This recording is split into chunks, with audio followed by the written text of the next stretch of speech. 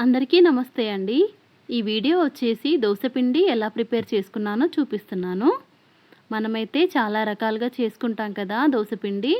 కొంతమంది బియ్యం 3 కప్పులు వేస్తారు, కొంతమంది 2 కప్పులు వేస్తారు, కొంతమంది ఇంకొంచెం ఎక్కువ వేస్తారు.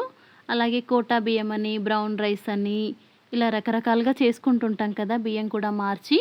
సో నేనైతే ఈరోజు ఇడ్లీ బియ్యం కూడా వాడి చేశాను. చాలా మెత్తగా వచ్చినాయండి దోసలైతే. దీనికోసమైతే 1 కప్పు మినప్పప్పు, 1 కప్పు మామూలు బియ్యము, కోటా బియ్యం కానీ సోనా మసూరి కానీ, ఇంకో కప్పు వచ్చేసి ఇడ్లీ బియ్యము.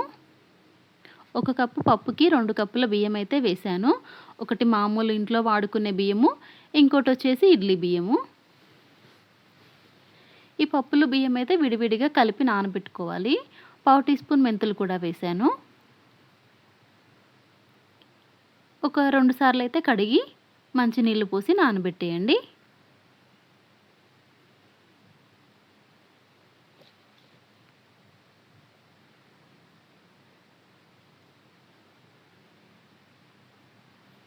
చాలా మెత్తగా స్పాంజ్ లాగా వస్తాయండి దోశలు. చిన్నపిల్లలు కానీ కాస్త పళ్ళు లేని ముసలి వాళ్ళైనా ఈజీగా తినేయచ్చు, అంత స్పాంజ్ లాగా ఉంటాయి.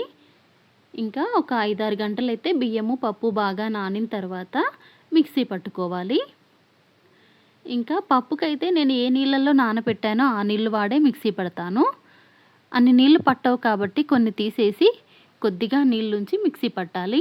అవసరమైతే మళ్ళీ కొంచెం వేసుకొని మిక్సీ పట్టుకోవచ్చు, ఇబ్బంది లేదు. ఒకేసారి ఎక్కువగా అయితే వేయకండి నీళ్ళు.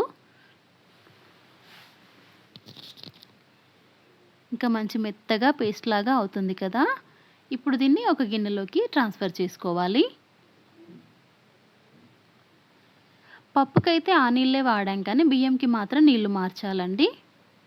నేనైతే నీళ్లు మార్చేసి బియ్యం అయితే మిక్సీలో వేసేసి మంచి నీళ్ళు వేసి మళ్ళీ మిక్సీ పట్టాను. బియ్యంకి మాత్రం నీళ్లు కొంచెమే వేయండి, పొరపాటున ఎక్కువ పడ్డాయంటే మళ్ళీ అసలు నలగదు బియ్యము. కొద్ది కొద్దిగా వేసుకుంటూ మిక్సీ పట్టుకోండి. ఇంకొంచెం నీళ్ళు వేసి ఇంకోసారి మిక్సీ పడితే మెత్తగా పేస్ట్ అయిపోతుంది. ఇప్పుడు ఈ బియ్యం పేస్ట్ని కూడా మినపప్పు పేస్ట్లో కలిపేసేయాలి.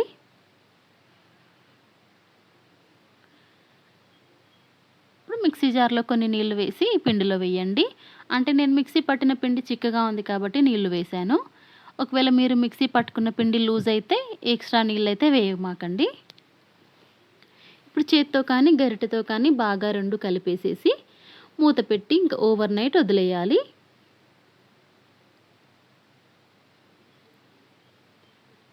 మంచిగా ఫర్మెంట్ అవుతుంది. ఇంకా మార్నింగ్ నేను 6-6:30 ఆ టైంలో చూశాను. ఆల్మోస్ట్ గిన్నె పై దాకా వచ్చిందండి. ఇప్పుడు దీంట్లో 1 టీ స్పూన్ ఉప్పు వేసేసి బాగా కలపాలి. బాగా చిక్కగా ఉంది అనిపిస్తే ఇంకొంచెం నీళ్లు వేసి కలిపి బ్యాటర్ ప్రిపేర్ చేసుకోండి. చూసారా, చిక్కగా నొరగలాగా బాగా వచ్చింది పైదాకా పొంగి. ఇప్పుడు బాగా మిక్స్ చేసేసుకొని ఇంకా దోశలు వేసుకోవడమే.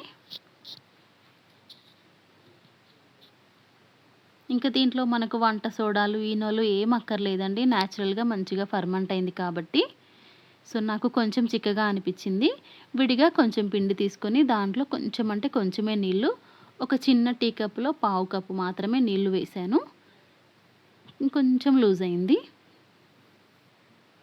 ఇంకా దోశలు వేసుకోవడమే. బాగా వస్తాయండి.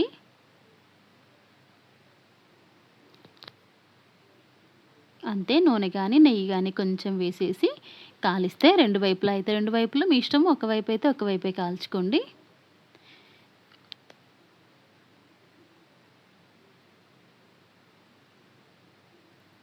ఇంకా దీంతో దోశలే కాకుండా పులి బొంగరాలు కూడా చేసుకోవచ్చు. నేనైతే ఈవినింగ్ పిల్లలు స్కూల్ నుండి వచ్చిన తర్వాత వాళ్ళకైతే పులి బొంగరాలు చేశాను. గుంత పొంగనాలు అంటారు కదా, మీ ఏరియాలో ఏం పిలుస్తారో అవే, మేమైతే పులి బొంగరాలు అంటాము. ఇది మార్నింగ్ బ్రేక్ఫాస్ట్ చేసేసి పులి బొంగరాలు అయితే ఈవినింగ్ స్నాక్గా చేసి ఇచ్చాను. ఈ వీడియో నచ్చితే ప్లీజ్ లైక్ చేయండి, ప్లీజ్ సబ్స్క్రైబ్ చేసుకోండి. Thanks for watching.